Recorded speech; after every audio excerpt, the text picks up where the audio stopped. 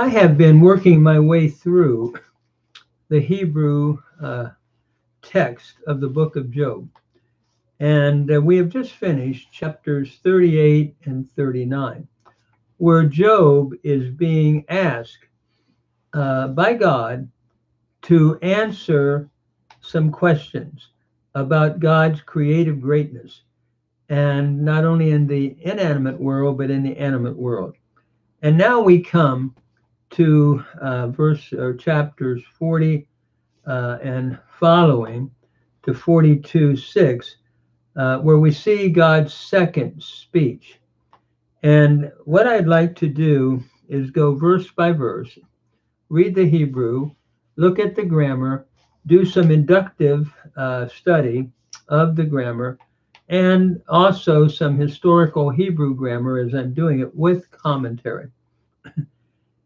Before beginning a second speech, the Lord asked Job, though, if he still wishes uh, to carry on his dispute with him. This is in chapter 42, 1 to 2. Job humbly admits that he has spoken wrongly and cannot answer God's questions. And this is in verses 3 and 5.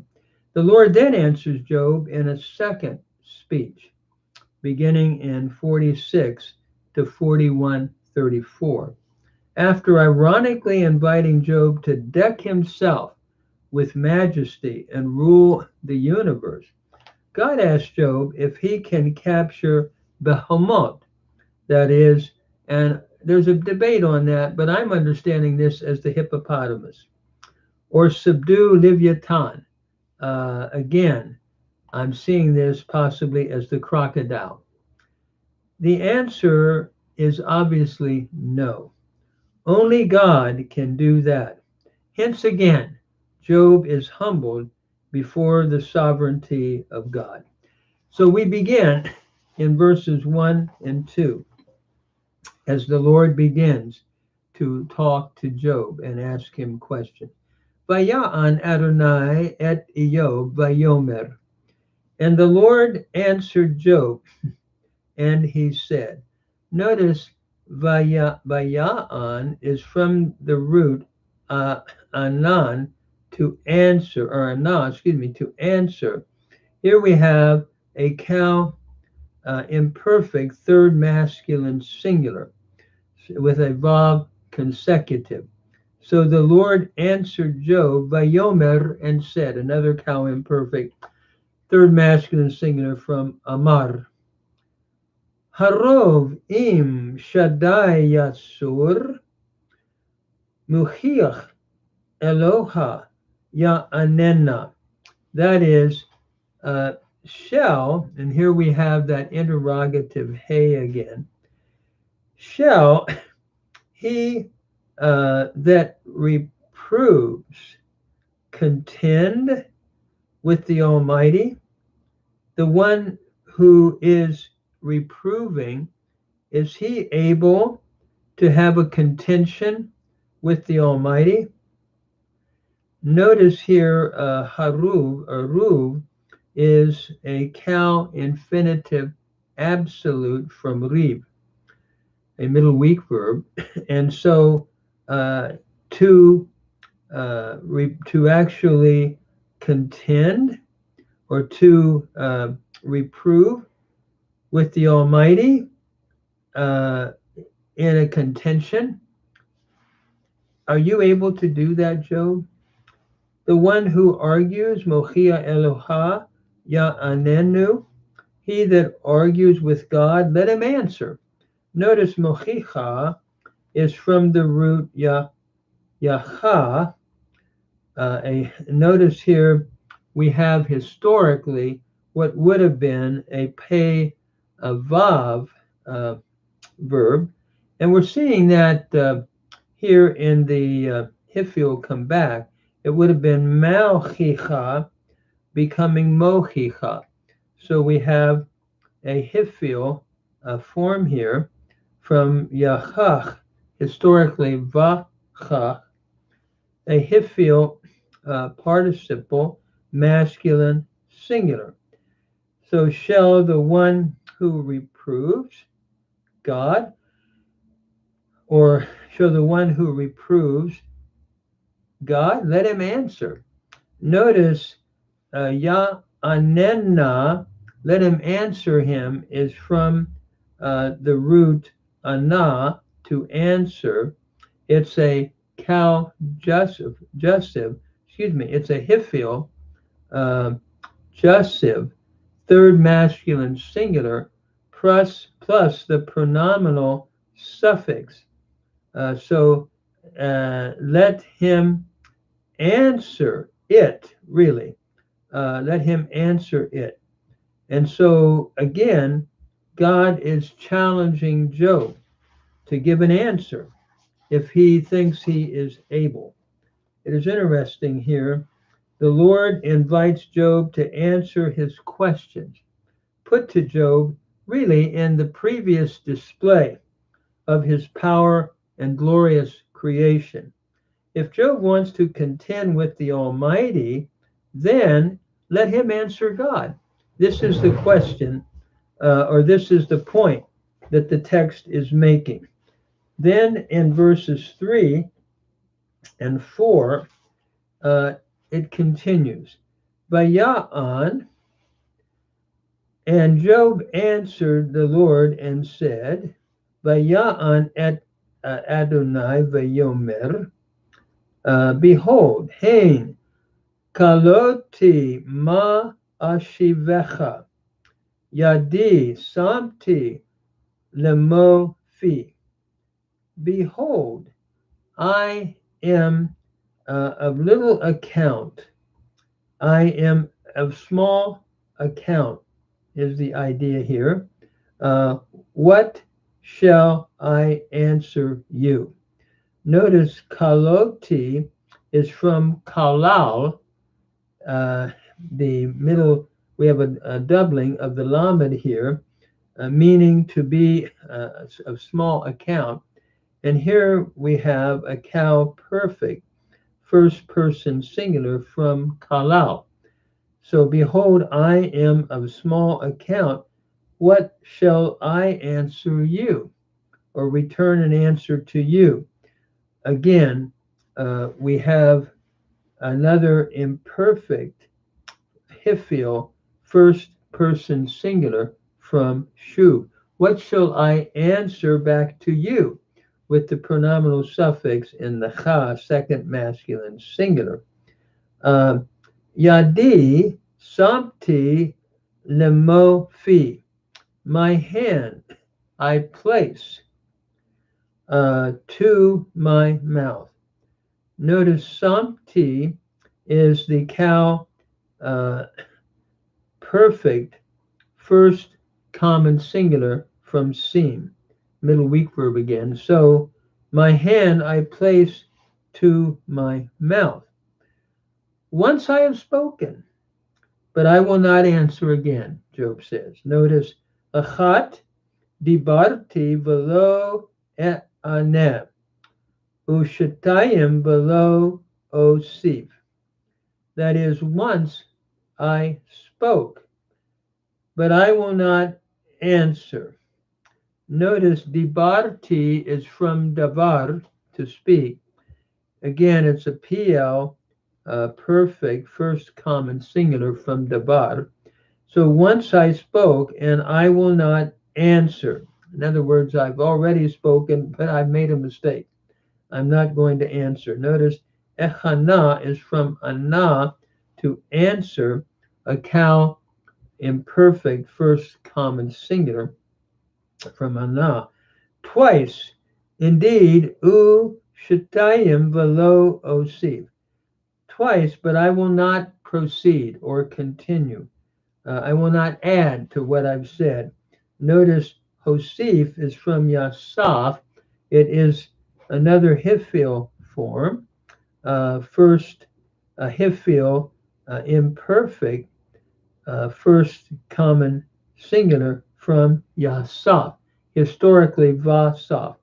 And so again, How-Sif became Hosif, with that Holam Vav, looking at a hiphil stem here. And notice Job then, or the Lord is going to answer Job. So as we look at these verses, Job replies to God that he considers himself too small and unknowledgeable to answer God. He lays his hand over his mouth and pleads for silence. While Job had spoken and questioned God to his friends, he will proceed no further in speaking. Job's brief reply reveals his resignation to his fate and the speechless wonder he feels before the majesty of God. And so we move on then to verse 6 as the text continues. Vaya'an Adonai et Eyob. Then the Lord answered Job. Notice Job answered, then the Lord answered Job out of the whirlwind, min sa'ara v'yomar, and said, we see the whirlwind again. And so the Job is now being answered, another cow imperfect, third masculine singular in vaya'an. So the Lord answered Job and from the whirlwind and said, Azarna kegever chalatzecha esh alacha v'hodi'eni. That is, gird up now as a man your loins, and I will ask and declare to me. Notice azar here is the imperative, cow imperative, a masculine singular from azar. Gird up now as a man, chaletzecha, your loins, and I will ask you, and you declare to me. Notice esh alecha followed by vehodi'eni. Esh alecha is from sha'al, to ask, or really we could render this demand. And notice again, we have a cow imperfect, first common singular from sha'al, followed by the pronominal suffix cha, the second masculine singular. I will demand of you and declare to me, v'hodi'eni. This is another hifil imperative from yada. Notice the hey, historically, looking at a little bit of historical Hebrew grammar again, it would have been a pei vav verb, vada, and adding the hey preceded by the aw, we end up with a holem vav. So hodi'eni, a hifil imperative, declare unto me. In other words, tell me, I'm going to ask of you. And then God continues the question, ha af tafar mishpati, will you make void my judgments? In other words, we have again the question, will indeed you make void? Tafar is from the root farar, or excuse me, tafer is from the root farar. It's a hifil form here. Indeed, will you make void? Farar means to make void my judgment. And will you condemn me? Tarshieni lema'an titzdak. Will you condemn me that you may be justified? Notice tarshieni is from rasha, to condemn. And here we have another hifil, imperfect, second masculine singular from rasha, Notice the AI thematic vowel pattern, giving it away as a Hifil imperative with the tab, the second masculine singular prefix. So will you condemn me, followed by the e here, the pronominal suffix, first person singular, and the hinge in the ain. Will you condemn me, that you might be justified, with the purpose that titsdak is from sadak. It's the cow imperfect second masculine singular from titsdak. So notice as we look at these verses, Job is now ironically asked by God to array himself with glory and in essence rule the universe. That'll be down to verse 14. And so in verses 6 and 7, answering Job from the whirlwind, God challenges Job to gird up his loins as a man, while God would challenge him. And then in verse 8, will Job declare God to be unjust so that he can be considered righteous? God asks. So again, as we are moving through this text, the author is having God question Job for his some of his previous statements.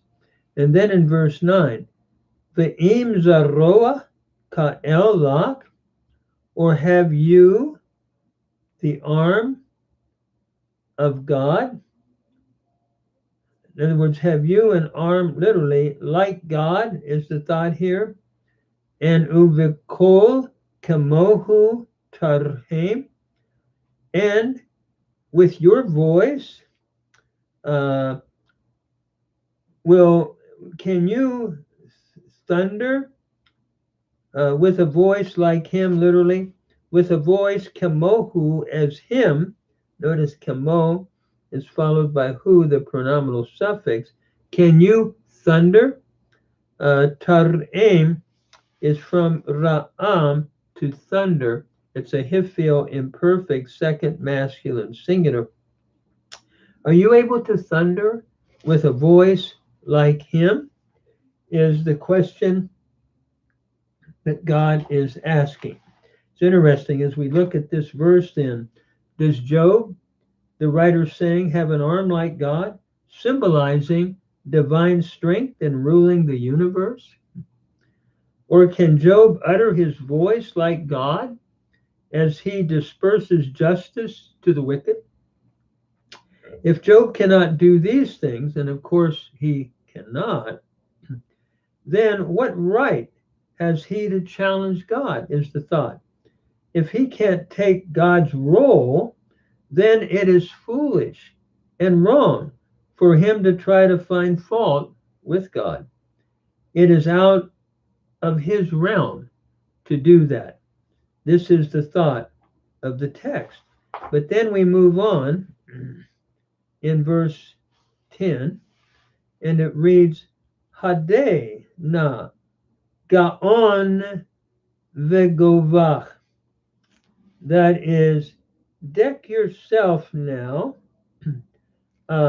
with majesty and with excellency. Notice Hada is an imperative, cow imperative, second masculine singular. So you deck yourself with majesty and with excellency, and v'hod v'hadar till bash, and with glory and beauty, dress yourself, or array yourself in meaning dress yourself. Notice here, following the imperative in ada, we have tilvash, which is a cow imperfect second masculine singular from lavash. So with glory and beauty, will you dress yourself? And then we move on to verse 11. Hafek evrot apecha. Throw abroad or cast your wrath, or the wrath of your, I guess we could say the rage, evrot, of your anger, of your wrath. Ure'e chol ge'ah b'chash pilehu. And look upon all that is proud and abase him. I mean, you cause him to be brought down or to be brought low. Notice here, fates is from pots.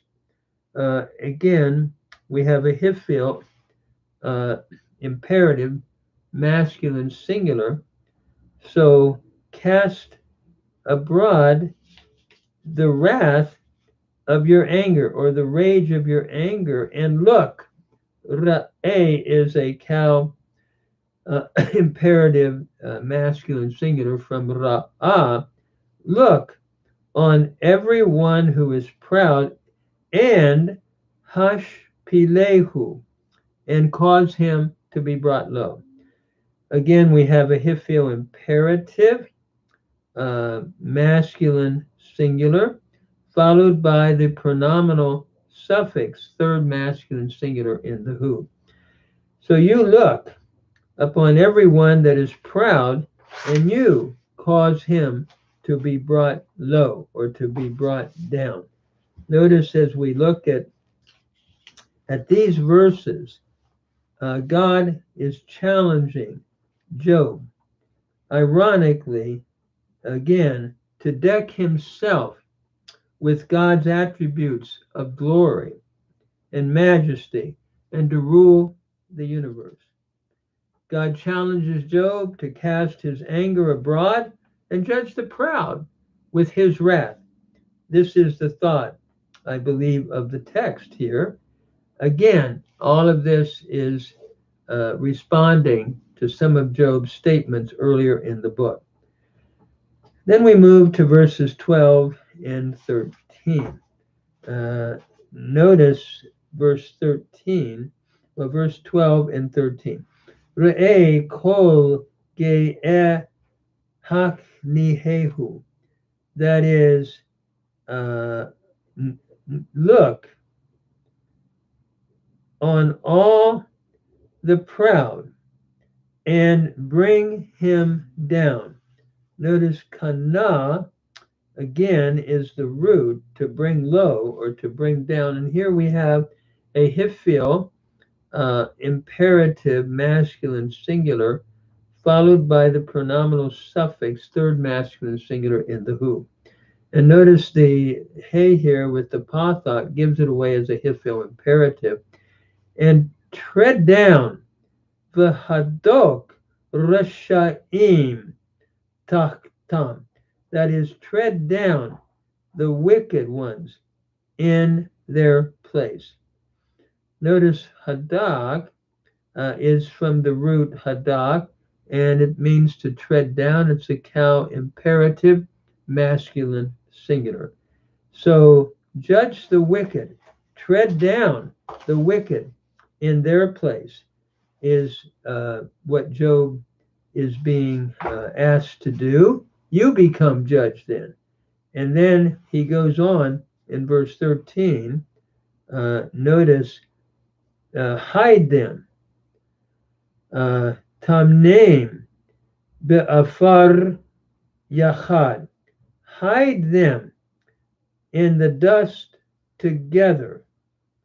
Bind their faces. Penehim havesh ba-tamon. Their faces bind in, we could say, like a hidden place.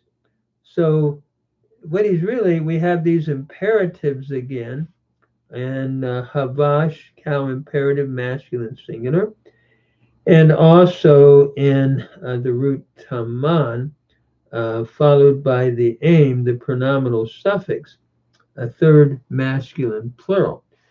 So Job, you hide them in the dust together and bind their face in the hidden place.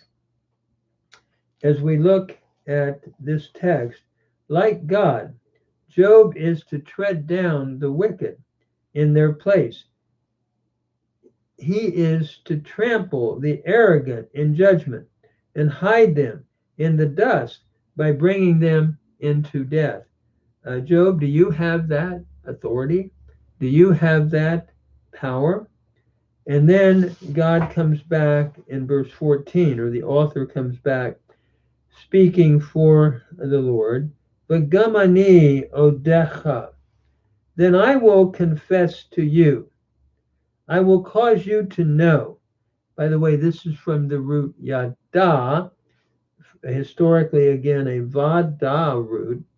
And we have a a hifil imperfect first common singular from yada. And I will cause you to know, and cha is your pronominal suffix, second masculine singular. If you can do all of this, then I will confess unto you. I will cause you to know that your right hand can save you. Ki toshia lecha yeminecha. That your right hand will be able to cause you to be saved. Notice here, toshia is from yasha. It's another hifil, imperfect third feminine singular from yasha. Again, this was a va-sha root historically, and we're seeing that whole and va again with the coalescence of the A and the O coming together, forming the whole and vav with the hidric yod. So we have a hifil, again, imperfect third feminine singular. I will then, your right hand then can save you if you are able to answer all these questions. What irony is being put forth here? It's sort of amazing.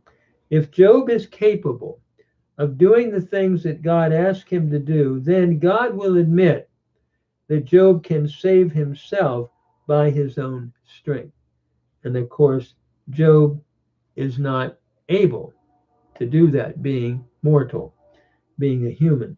So I'm going to stop there. We're going to go on in the next video to verses 15 to 20, verses 15 and 26 and following, where he's going to move on to talk about the Behemoth. And we'll talk about that later then, but I think I'll stop here. So again, the text is showing God's greatness and Job's smallness.